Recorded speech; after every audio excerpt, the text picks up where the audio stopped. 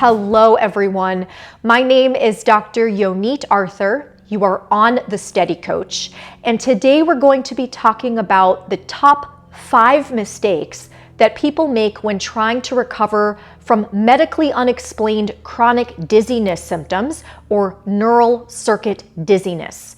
This includes diagnoses like PPPD, MdDS, and vestibular migraine, as well as those of you who don't have a specific diagnosis but no medical conditions seem to explain your symptoms, and those of you who have long-term symptoms after an initial injury or illness like vestibular neuritis or labyrinthitis, and your dizziness symptoms have not resolved over time. Before we jump into the top 5 mistakes people make when trying to recover, you need to know how to recover. And if you're new here, the best way to learn how to do that is to take my free course.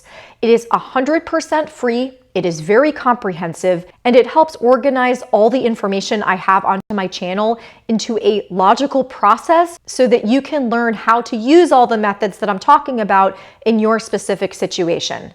If you have not already taken the course, please take that and then come back and watch this video afterwards. You can sign up for the course using the link below in the video description, or by going to thesteadycoach.com/free-course. Now, because neural circuit dizziness recovery relies on a few things, primarily you understanding that there's nothing physically wrong with you that's causing the symptoms to persist, and that a cycle of fear, anxiety, and stress are what are responsible for keeping the circuit going and in place and keeping symptoms going. The approach that you need to take for chronic dizziness recovery is obviously very different from what you would be taking if you had a physical injury. The problem is that a lot of times people try to approach neural circuit dizziness like it's a physical injury. They expect a relatively linear process. They expect to be able to follow a series of logical steps,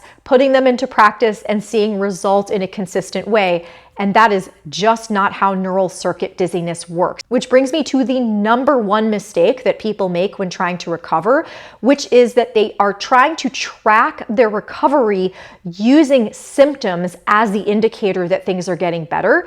And as a result, they also tend to absolutely freak out when the symptoms do their very normal up and down thing that they do during neural circuit dizziness recovery. Because you are a complicated biological system, and because neural circuit dizziness symptoms are affected by lots of factors in your life, biological and non-biological factors, everything from biological changes in your body to much more psychosocial components of your daily life, such as the amount of stress you're under and how much support you have, your symptoms are very likely going to go up and down a lot during the recovery process. Now, this is very normal. But if you're taking a more conventional physical therapy type approach to your symptoms and you're tracking them day to day or even week to week, it can be really distressing and super discouraging when you see these ups and downs. This is the major reason why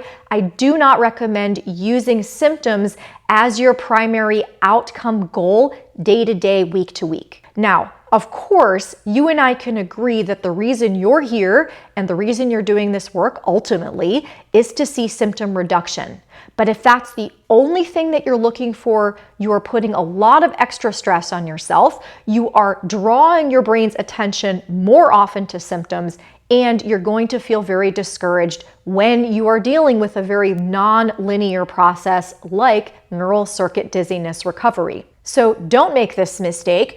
What I'd rather you do is start to find yourself some process goals. A process goal means, in this case, essentially a goal that does not focus on symptoms themselves. So I'm going to give you some of the many ideas that I've seen work really well for clients. One thing that works really well is tracking how much you're avoiding specific activities, situations, or things. So rather than tracking the intensity of a particular symptom, you're going to track how strongly or how often you are avoiding doing or experiencing a certain thing. You can also track things like how much enjoyment you had during your day, how often you spoke to yourself kindly instead of criticizing yourself, how often you felt a sense of agency and control over what was going on in your life, how well you attended to feelings of guilt and shame rather than getting stuck in them. And now all of these may seem like very intangible or abstract goals,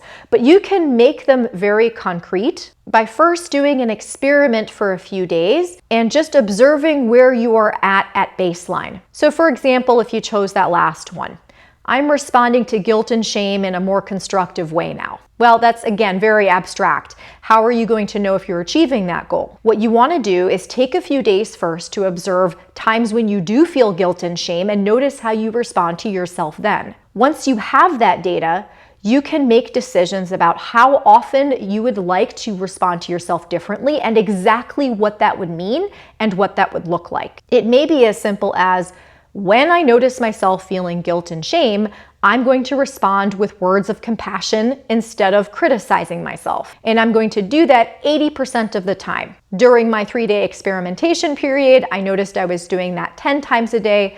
So now 8 out of those 10 times, I'm going to respond to myself with words of compassion. And again, you can do that for pretty much anything as long as it's not symptom specific. The second mistake that people make during chronic dizziness recovery is getting hung up on the specific diagnosis or symptoms that you have and or really starting to identify with these symptoms or the diagnosis. Now, I want to say very openly here that I think having a PPPD, MdDS, or vestibular migraine diagnosis initially is incredibly important and helpful, because I know how many of you have dealt with gaslighting from medical physicians, people telling you it was just anxiety, or just feeling super scared and alone and not knowing what was wrong. So having that initial diagnosis is so important. It also brings you to places like my YouTube channel where you can learn tools for how to get better. But this is where the usefulness of a diagnosis starts to kind of drop. Because if you go elsewhere on the internet where people are not as open to a more holistic biopsychosocial approach to chronic dizziness symptoms, you're going to read some pretty terrible stuff. And I know many of you have already been there, and that's how you ended up making your way to this YouTube channel. Once you have the diagnosis of PPPD, vestibular migraine, medically unexplained chronic dizziness symptoms after having neuritis, any other kind of, again, symptom-based diagnosis that really doesn't show any biological reason at all for why you have long-term symptoms, at that point, your job is to say, hooray, there's nothing medically wrong with me that explains why I have these long-term symptoms. Yes, my symptoms are real. Yes, they reflect a change in sensory processing in my brain. That's 100% real. I'm not making up. It's not just anxiety. But there's nothing hardware-wise. There's nothing physically wrong with my brain that means that I can't get better from where I'm at. This is a software problem, not a hardware problem. And what I've seen happen is when people get stuck on that, I must know exactly which diagnosis I have, and do I have PPPD or do I have MdDS? They can get obsessive about finding more biological or biomedically oriented information about exactly what's wrong with them, which again, initially is very important, but later in the recovery process actually just reinforces that there's something horribly wrong with you. And that is not where you want to be. You want to be focusing on the fact that your brain is very plastic, able to rewire around things like this, and you need to kind of be able to put on blinders and not listen to the nonsense that's being spouted by people who don't understand how to treat these conditions. So instead of making this mistake and getting obsessed with your diagnosis, once you have this diagnosis, I want you to know what it means.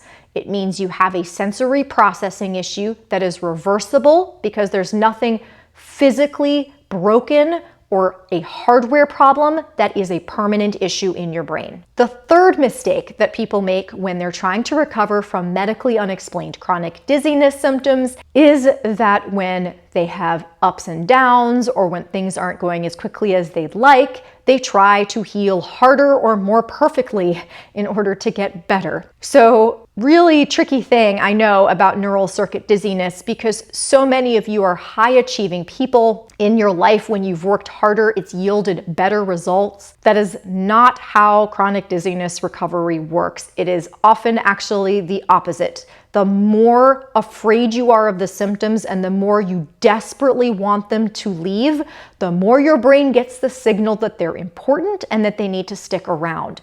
So the remedy to this is what I have often referred to as being a B- student. You don't want to be a D- student where you're not doing any work to recover at all and you're just avoiding everything. That's probably not helpful for recovery. But being an A+ student where you're like, okay, I've got this regimen of somatic tracking that I've got to do 2 hours apart every single day, and oh, it's not working, I'd better journal harder or find out more about what's really stressing me out, which we'll talk about in a minute. All of those things, again, are reinforcing this danger cycle to your brain. So I know this can be a really, really tough thing to find that balance between working enough and not working too much. This is something that changes also through the recovery process.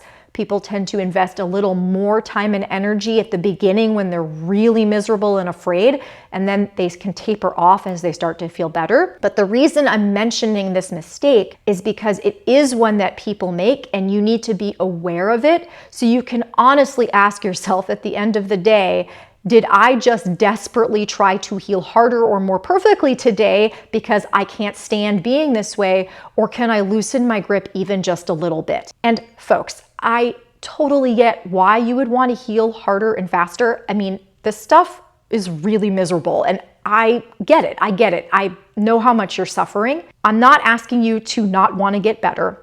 What I'm asking you is, if we think of this kind of like a spectrum where like you're desperately trying to get better and then you're like, whatever, I'm fine, that we just like inch you over toward the I'm fine side. Even if you're like not there, you're not like, oh, it's totally fine and I'm great being the way I am right now, but you're just kind of slightly less desperate, that is already reducing the fear that is feeding the chronic dizziness cycle, and it will yield results. Coming back to this whole idea of being a B- student, it may take some work to figure out how to nudge yourself over into feeling less desperate. For some of you, it may mean trying to build some more soft, meaningful, lovely experiences into your day. For some of you, it may be in how you relate to the experiences of difficult times when they happen.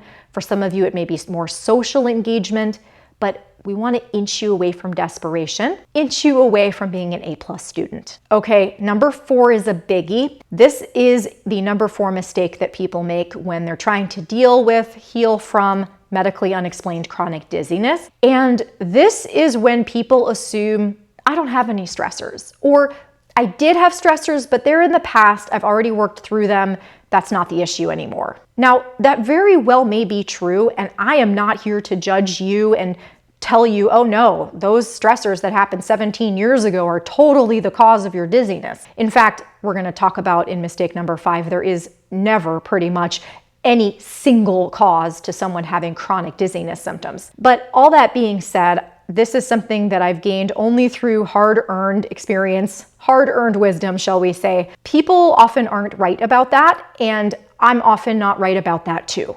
So when I start working with a client, I have no assumptions. I need to know what stressors that they've had in their lives. I need to know what was going on when the symptoms started. I don't know if that's what is still contributing to the symptoms or not. And I encourage you to try to have a beginner's mind about this as well, because people have always surprised me, and you may surprise yourself. I've worked with people who've gone through years of talk therapy about something, and they've talked about it, they've analyzed it to death, but when I ask them about this particular traumatic experience that happened, or a particular relationship that mirrors an old relationship that they had that was particularly difficult, they immediately have a physical response. Not necessarily symptoms, but you can just see the anxiety going up in their bodies, like This is totally alive and present in their nervous systems right now and is still deeply affecting them, even though they've talked about it for 17 years or however long. What we're really trying to do here, of course, is to create a situation in which your nervous system feels safe. And when prior emotional learnings or prior experiences are still deeply affecting how you relate to stressors in your life, to yourself and to your relationships, that is still causing alarm and alerts to go off all over your body that tell your nervous system, he's still in danger, keep those symptoms going. So your next question is probably, oh my gosh, okay, so how do I know if I'm being affected by my past? Don't worry about that initially. Look at your present and be honest with yourself. How are you treating yourself? And how are you responding to stress and your relationships? And when I say stress, I don't mean big things. I'm talking about how do you respond when something breaks at home? How do you respond when your package from Amazon gets lost? How do you respond when your boss says something critical, or your spouse forgets to take out the trash, or you miss a day of hanging out with your child because you're not feeling well? These are the trailheads. These are the things that let you know, hey, I learned somewhere along the line that I need to respond to this thing in this way. And it may be that when you've evaluated these things, that it all makes complete sense, and it all has to do with symptoms, and it all has to do with fear of symptoms or avoidance. And then maybe you don't have to work on anything from your past. But for many of us, the way that we're responding to stress right now has a lot to do with the things that we've learned in the past. And sometimes those strategies are so strong and so stressful, they are feeding the neural circuit dizziness cycle as well. Now, in my free course, I talk about this. So again, if you haven't taken that, you're going to want to do that. I explain exactly how emotions work in this context. I talk about relationships as well, and it can help clue you in on what some of those stressors might be if they are indeed feeding your chronic dizziness cycle. This is the fifth mistake that people make when trying to recover from medically unexplained chronic dizziness symptoms, aka neural circuit dizziness. And that is that people assume that there's a single stressor that they need to address in order to get better. So this is almost as bad as assuming there are no stressors that you need to address in order to get better, because in this situation, people develop all sorts of meta fear and anxiety. Like, I'm afraid, oh no, I'm not allowed to be afraid. Oh no, I'm afraid of being afraid, and now I have to find the stressor that's leading me to be afraid, and I don't know what that is, so I'm afraid of that too. Oh my gosh, it can increase people's anxiety and fear so much. So slow down. If you are one of these people who's like, oh my gosh, everything she just said in mistake number 4 just really freaked me out because now I need to know what's stressing me out. I want you to listen, go rewind it, listen to it again, and listen to what I said. What I said was, there's almost never one stressor that is leading someone to have neural circuit dizziness. It is usually complicated. Fear and avoidance are almost always involved. And it usually has to do with a systematic or long-standing pattern of how someone treats him or herself, or how someone relates to others. These are the key points. So what you're looking for when you're trying to decide, hey, what stressors might be involved in my neural circuit dizziness recovery, what patterns of relating to myself and to other people may be amplifying or increasing my stress, leading to alarm and causing my nervous system to over-respond to physical stimuli or triggers. And again, this can be a little bit tricky, especially for those of you with obsessive compulsive personality types or just plain old anxiety, because you'll start to question, oh my gosh, maybe I don't have a good relationship with my husband, or oh my gosh, maybe I am more stressed out about work than I thought I was. Be brutally honest with yourself. There are some places in your life where there's friction and where there's some of these emotional learnings are leading to stress. And there are some places in your life where you're obsessing over those things is actually the stressor. So again, it can be a little tricky to tell the difference between the two, but being brutally honest with yourself is an amazing start. Okay, so those are the 5 mistakes, and I want to sum it all up with this. When you're trying to heal from neural circuit dizziness, you're trying to create a critical mass of safety. So you're not trying to reduce all stress and stop all causes of alarm and never get nervous and never get anxious and never worry. You're just trying to shift the critical mass. You're trying to have a little bit more safety in your life, a little more of a sense of agency, confidence, courage, friendliness toward yourself, a little bit less of a conflict type of relationship with yourself and other people. It's not about being perfect. It's not about never making any of these mistakes at all. Actually, what it's really about is learning to relate to mistakes that you do make and any actions that you take for that matter, rather than trying to fix everything and make it perfect. So I'm ending this video about all these mistakes that you could make by telling you that any mistake you make is actually the opportunity that you need in order to recover. Relate to yourself and your mistakes differently. Stop trying to fix them and make everything perfect. That all being said, I hope this video was still helpful and gave you some ideas of what to look for in terms of pitfalls that can stop people from recovering as quickly as they'd like. As always, I'd love some comments and questions on this video. I really like hearing from you.